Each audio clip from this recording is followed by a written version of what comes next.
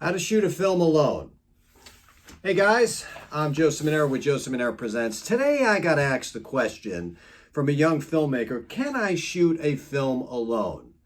And well, in 2019 we can answer that question pretty fast. Absolutely. You know, the whole film industry has changed. If filmmakers want to go out, or anyone looking to make a movie, I am actually filming this video right now on my iPhone 11 that I just picked up because I've heard a couple of filmmakers talking about how good it was, and I had to check it out. And I got to tell you, people are filming movies on their iPhone.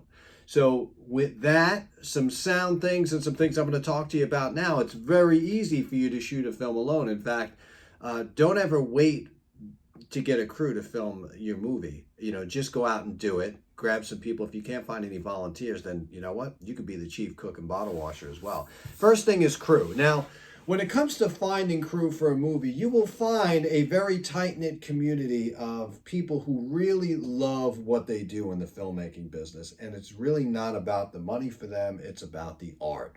And if you look and you're not a shy person, you're outgoing, start to reach out to other filmmakers or cinematographers or people getting into the business, and you will find that a lot of them will help you out on set for exchange for a mention, for a credit, for some additional exposure, maybe to open up a relationship with you, which in time maybe you'll return the favor down the road.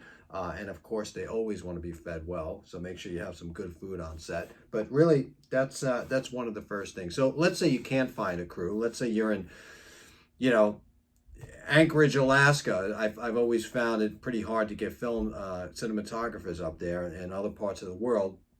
Let's just say you're up there and you want to make a film, and there's nobody up there but you. You know, maybe strap a camera on some deer up there, some antelope. But I think that for the most part, you know, you will have no choice but to be that person to do it alone, right? So in that case, let's talk about what you need. Well, you know, when making a movie, one of the most important things is the sound. Sound, obviously your picture has to be clear, but sound is a big issue. If you don't do the right thing on the sound, that's telling people you don't know what you're doing when you're making a movie. So though you want to have a camera, and you can have an iPhone 11, by the way, right? So let's say you're filming in the iPhone 11, you look online, you find a rig on Amazon that's, you know, whatever, 100, 150 bucks, or you can put that thing on and start moving it around, right? So you got that. But let's say you weren't using the iPhone. Let's say you were using a Canon. I like Canon, 5Ds, DSLR, stuff like that. What you're going to need to do is some sort of a boom and a boom stand. You want to invest in some kind of a boom stand, because you're not going to have somebody holding a boom pole over and capturing sound. And you can't rely on the camera audio, because that's always crap. So a lot of people think, oh, well, you got sound in the camera. Don't ever use the sound from the camera. That is just no. You know, so go and get yourself a shotgun mic or a Rode mic. Attach it right to your camera, put it in the input, and then you will get sound directly into that camera. You won't have a separate audio track. If you want a separate audio track, then you need to look into other things like the Zoom and stuff like that, where you could record right into a separate file.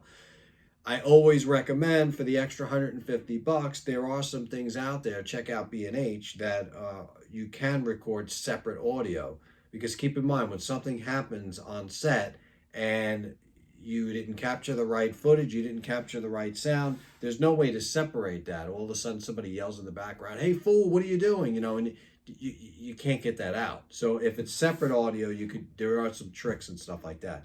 So you want some boom stands. You definitely don't want to use lavaliers or lav mics. You know, that's not unless you're making a TV show. That seems to be, you know, boom is the best way to go. Grab some boom stands. I mean, you can get a 50-foot cord, you know, have your boom, you know, right about here where it's outside of the frame, captures the audio, and, you know, you could have your camera back there somewhere.